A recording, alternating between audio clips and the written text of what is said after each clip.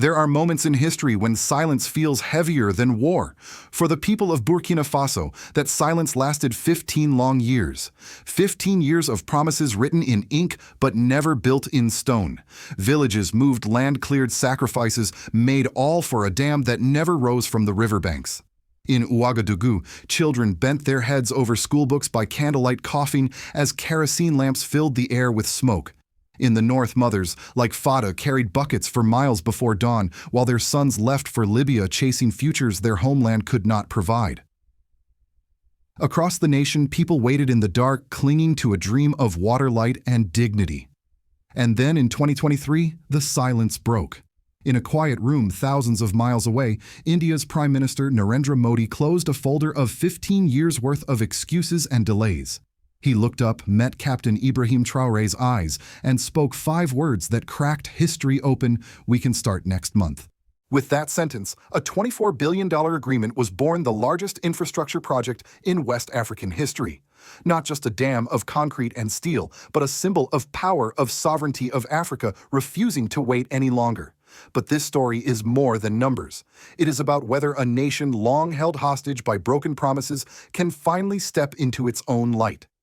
It is about whether Africa can chart a future not dictated in Beijing, Brussels, or Washington, but in Ouagadougou itself. And it is about us watching history unfold, asking, will this be the dawn of Africa's independence or another chapter stolen by outside powers? Stay with me. If you believe that Africa deserves to rise on its own terms, if you want to follow every step of President Ibrahim Traoré's fight for dignity and for Burkina Faso's future, then subscribe now. Because history is not being written in whispers anymore. It is being written in thunder. At the dawn of the new millennium in the year 2000, the promise seemed real. Chinese officials stood shoulder to shoulder with Burkina Faso's leaders along the banks of the great Sahel River. They pointed to the waters cutting across the land and unveiled a grand vision: the Sahel Mega Dam. The figures were dazzling: 6,000 megawatts of electricity, enough to light every home in Burkina Faso and sell power to neighboring nations. 2 million hectares of farmland irrigated, ending the cruel cycle of drought. And 200,000 jobs created in both agriculture and industry. At an estimated cost of $7 billion, the project was announced as a miracle waiting to be built. Burkina Faso did not sit idle. The government cleared 50,000 hectares of land. 12 entire villages were relocated, families uprooted with the assurance that their sacrifice would bring abundance tomorrow. Environmental impact agreements were signed. The groundwork, at least on paper, was done. The future seemed to have already begun, but the future never arrived. Instead came delay after delay. In 2012, Beijing asked for more time, another feasibility study. In 2015, they said financing was still under review. By 2018, the technical assessments had been restarted from zero. And then in 2020, the pandemic gave yet another excuse to push the horizon further away. By 2023, there was nothing but silence. No engineers, no funding, no answers. Calls to Chinese ministries went unanswered. The dream had dissolved into a bureaucratic fog. For the people of Burkina Faso, this was not just another stalled project. It was life, or the lack of it. In the north, farmers like Fadu planted crops that failed again and again as the rains grew shorter, harsher, and more unpredictable. Each morning before sunrise, she carried a container and walked 3 kilometers to the nearest water source. Every other year, her harvest failed, and her family slipped closer to hunger. Her eldest son, weary of the struggle, left for Libya to chase opportunities that did not exist at home. For her, the promised dam was not a piece of abstract engineering. It was survival. In Ouagadougou, a taxi driver named Amadou faced his own battle. His car broke down constantly because unstable electricity damaged his charging system. His children tried to study by kerosene lamps, their lungs filling with smoke, their eyes straining in the dim light. Every blackout meant not just frustration, but lost income and lost hope. These stories multiplied across the nation. Women and children walked for miles to fetch water. Students studied by candlelight. Factories that could have provided jobs remained empty shells because they lacked reliable power. Burkina Faso had prepared, sacrificed, and endured. Yet the river of light never came. The silence grew unbearable. For 15 years, the nation had waited in twilight, trapped between promises of modernity and the reality of deprivation. For 15 years, Burkina Faso's leaders knocked on Beijing's door, and for 15 years, the answer was always tomorrow. Tomorrow became a weapon. Tomorrow became a leash. This was the crucible from which a new decision would emerge. By 2023, Captain Ibrahim Traoré, now at the helm of the nation, had seen enough. He knew that continuing to wait meant condemning another generation to darkness. The dam had become more than a project. It was now a measure of sovereignty, of whether Burkina Faso would continue to bend to outside powers or take its future into its own hands. And so, the search for an alternative began. The question was simple but urgent: if Beijing would not deliver, who would? The year was 2023, and the silence had stretched too long. Captain Ibrahim Traoré, unwilling to let his country remain hostage to broken promises, turned his gaze eastward but not to Beijing. Instead, he looked to New Delhi. It was a decision born not of desperation but of defiance. If one partner had failed Burkina Faso, perhaps another could offer the respect and urgency the people deserved. The response was immediate and shockingly different. Where Beijing had offered glossy presentations and endless feasibility studies, India sent engineers. Within days of receiving Traoré's request, Indian teams were on the ground, boots in the soil, walking the riverbanks, testing the currents, measuring the land. They were not promising someday. They were planning for tomorrow. Within just 2 weeks, Indian firms delivered what China had failed to produce in 15 years: a complete construction plan. Not just rough sketches, but detailed designs, schedules, and cost breakdowns. The difference was night and day: 15 years of waiting versus 14 days of action. And then came the moment that changed everything. In a quiet room, Prime Minister Narendra Modi sat with Captain Traoré. He read a thin folder filled with years of Chinese delays. For 3 minutes, he flipped through the pages. Then he closed it, looked directly at his Burkina Faso counterpart, and spoke 5 words that split history in two: "We can start next month." That single sentence carried more power than any speech. It was not just a commitment, it was a rebuke of the years stolen by excuses. It was the promise that Burkina Faso's wait was finally over. The deal that followed was unprecedented: a $24 billion agreement, the largest infrastructure project in West African history. $15 billion for the dam itself, steel turbines and concrete rising from the ground. $4 billion for a regional power grid linking Burkina Faso to 6 neighbors. $3 billion for irrigation canals and pumping stations spreading water across 2 million hectares of parched fields. $2 billion for industrial zones powered by the river's current, where factories could finally take root. But perhaps the most revolutionary part was not the money, it was the terms. For the first time, a partner included penalty clauses. If deadlines were missed, companies would lose money, not Burkina Faso. And unlike China, India promised full technology transfer. Every blueprint, every algorithm, every grid design would be shared. Within a decade, Burkina Faso engineers would have the knowledge to design and operate hydroelectric plants themselves. For the first time, Africa would not be a mere consumer of foreign technology. It would become a custodian of it. The announcement sent shockwaves across the world. In Ouagadougou, newspapers declared it the project of the century. Crowds filled the streets, cheering not in protest, but in celebration. Farmers dared to dream of 3 harvests a year. Families spoke of water flowing from taps instead of distant streams. Taxi drivers imagined a city free of blackouts. The joy was real, immediate, and deeply personal. But in Beijing, joy turned to fury. Within 72 hours, 3 Chinese delegations landed in Burkina Faso. State media thundered that the country had committed economic suicide. The Chinese ambassador personally presented a revised offer: $30 billion, $5 billion more than India's deal, promising faster construction and advanced turbine technology. On paper, it looked stronger than what India had pledged. Yet Captain Traoré was unmoved. In the meeting, he asked a single devastating question: where were these capabilities for the last 15 years? The room fell silent. The officials shifted uncomfortably in their seats. They knew the truth: China could have built the dam long ago. They simply chose not to.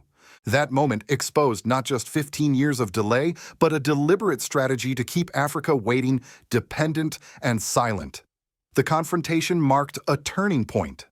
No longer would Burkina Faso beg for what was rightfully theirs. Traoré's question did more than reject Beijing's offer. It exposed a system of control, and it told the world that Africa was no longer afraid to say no. And while Beijing scrambled to recover its influence, other powers were already paying attention. Washington, Brussels, and every capital that had grown accustomed to Africa's quiet patience suddenly realized the game had changed. The signing of the $24 billion deal was more than a line in a contract. It was a turning point in the daily lives of millions. For the first time in years, people in Burkina Faso began to believe that their sacrifices might bear fruit. In the rural North Fatu, the mother who had walked 3 kilometers every morning for water spoke of the day she could plant maize 3 times a year. With irrigation canals planned to stretch across 2 million hectares, her fields would no longer be hostage to short, brutal rainy seasons. She imagined her children not going to bed hungry, but carrying baskets heavy with grain. For her, the dam was not steel and turbines. It was bread on the table, water in the soil, and hope in her heart. In Ouagadougou, Amadou, the weary taxi driver told his neighbors about the dream of a different city. A city where blackouts no longer stalled his car's charging system, where his children would study under clean electric light instead of smoky kerosene lamps. His pride was not in the money, but in the idea that his children's future might finally be brighter than his own. And then there was Mariam, a 19-year-old student from Burkina province. She had grown up studying by candlelight, her textbooks scarred with wax stains. But under the new agreement, a technical college funded through the dam project opened its doors. There, she was learning the mechanics of turbines, training to become one of the engineers who would one day operate the very facility that promised to power her nation. Her words echoed something larger. I do not want to leave. I want to build here. For decades, Africa's brightest minds had departed seeking work in Europe or America. Now, for the first time, the brain drain might begin to reverse. These personal stories revealed the deeper truth: the dam was never just about electricity. It was about dignity, about breaking the cycle of waiting and dependency. Politically, the consequences were equally profound. Overnight, Burkina Faso transformed from a small landlocked nation in the Sahel into a potential regional energy hub. With new power lines connecting 6 neighboring countries, Ouagadougou no longer looked inward with desperation. It looked outward with leverage. Nations that once saw Burkina Faso as a recipient of aid now saw it as a supplier of power. Domestically, the mood shifted. Instead of protests against shortages, people took to the streets in celebration. Newspapers called it the project of the century. Trust in government, long eroded by years of failure, was suddenly restored. Ibrahim Traoré's image was no longer just that of a soldier who seized power. To many, he had become the leader who dared to break the silence, the man who delivered what others only promised. The deal also strengthened the alliance of Sahel states AS, the regional bloc of Burkina Faso, Mali, and Niger. With Burkina Faso at the center of a project of such magnitude, the AS gained both credibility and bargaining power. The dam was not just Burkina Faso's triumph, it was a signal to the region that independence from outside control was possible. But with pride came responsibility. Expectations soared. Ordinary citizens now demanded not only electricity and water, but also jobs training and accountability. Traoré's government could no longer hide behind excuses of foreign delay. The people had seen what was possible, and they would not settle for less. This was the double-edged legacy of the dam. It inspired hope, but it also bound the government to deliver. And in that binding, a new social contract was being forged between the state and its citizens, between sacrifice and reward, between a history of waiting and a future of building. While celebrations filled the streets of Ouagadougou, the reverberations of the $24 billion dam deal echoed far beyond Burkina Faso's borders. In capitals across the globe, policymakers and analysts understood that this was not just about water and electricity. It was about power, political, economic, and strategic. In Beijing, the reaction was raw humiliation. For over 2 decades, China's Belt and Road Initiative had positioned Beijing as Africa's indispensable partner. But now, in the eyes of millions, that image had shattered. 15 years of delays, excuses, and empty promises had been exposed by the speed of India's action. The contrast was painful. What China failed to produce in 15 years, India delivered in just 2 weeks. For Beijing, it was not only the loss of a contract, but also the crumbling of a strategy built on keeping Africa dependent and patient. In Brussels, the mood was one of alarm. A confidential European Union report quickly leaked to the press laid bare Europe's deepest fear: the success of the Sahel Mega Dam could destabilize Europe's energy strategy. Billions had already been invested in renewable projects, LNG terminals, and partnerships premised on Africa remaining a consumer, not a competitor. But if Burkina Faso and its neighbors could generate and export cheap, abundant electricity, Europe's calculations would be upended. The report stated bluntly, completion of the Sahel Mega Dam represents a direct threat to European energy security. What unsettled Brussels most was not failure, it was African success. In Washington, the conversation turned quickly from economics to security. Analysts in think tanks and the Pentagon warned that electricity was more than light in homes or power in factories. It was the backbone of communication systems, data centers, and even advanced defense infrastructure. With AI-driven smart grids included in the Indian plan, an Africa powered by its own electricity could gain digital independence and even military autonomy. To Washington strategists, this was more than a dam. It was the foundation of a geopolitical shift. The assumption that Africa had only two choices, the West or China, was suddenly broken. A third player had entered, decisively rewriting the rules. Meanwhile, India's role was celebrated not just as an investor but as a partner. The deal included penalty clauses for missed deadlines, transparent financing terms, and full technology transfer. Unlike China's model of secrecy, New Delhi promised to share every design and algorithm. For African leaders, this was revolutionary. For the first time, a partner was not asking for dependency in exchange for infrastructure. Instead, India offered empowerment, training local engineers, building technical schools, and ensuring that knowledge stayed in Africa. Across the African continent, the reaction was immediate and contagious. In Ghana, energy officials publicly asked if Accra could secure a similar deal with New Delhi. In Nigeria, senior leaders reached out to explore hydroelectric partnerships. In Kenya, requests for renewable projects were sent within weeks. The monopoly that China had cultivated for decades was beginning to crumble. The message was clear: Africa was no longer just a passive stage for great power competition. With the stroke of a pen in Ouagadougou, it had declared itself a player in its own right. For some in the world, that meant hope. For others, it meant fear. But for the people of Burkina Faso, it meant something far greater. It meant the beginning of freedom. From the deserts of the Sahel to the crowded streets of Ouagadougou, one truth has become undeniable: Burkina Faso has stepped into a new era. The $24 billion dam is not yet concrete, not yet turbines spinning, not yet canals flowing with water. But it is already a symbol. A symbol that Africa need not wait for permission to rise. A symbol that silence and excuses can be broken by courage and decisive action. Yet symbols are dangerous things. They inspire, but they also provoke. The world has taken notice, and not all eyes are friendly. Beijing, humiliated, is already working to claw back influence with bigger offers and louder promises. Brussels leaks reports that reveal more fear than concern. Washington studies the military implications of an Africa no longer dependent on fragile systems. Pressure will come from propaganda, from financial threats, from diplomatic maneuvers. Because power never shifts quietly. For the people of Burkina Faso, this means the fight is far from over. Fatou still waits for the day when her fields will be watered by irrigation canals. Amadou still dreams of his children reading under the steady glow of electric light. Mariam still trains to one day operate the turbines that do not yet exist. Their hope is real, but so too are the risks. The dam must not only be built, it must be defended. Defended from sabotage, defended from corruption, defended from the old forces that would prefer Africa remain in the dark. And beyond Burkina Faso lies the greater question.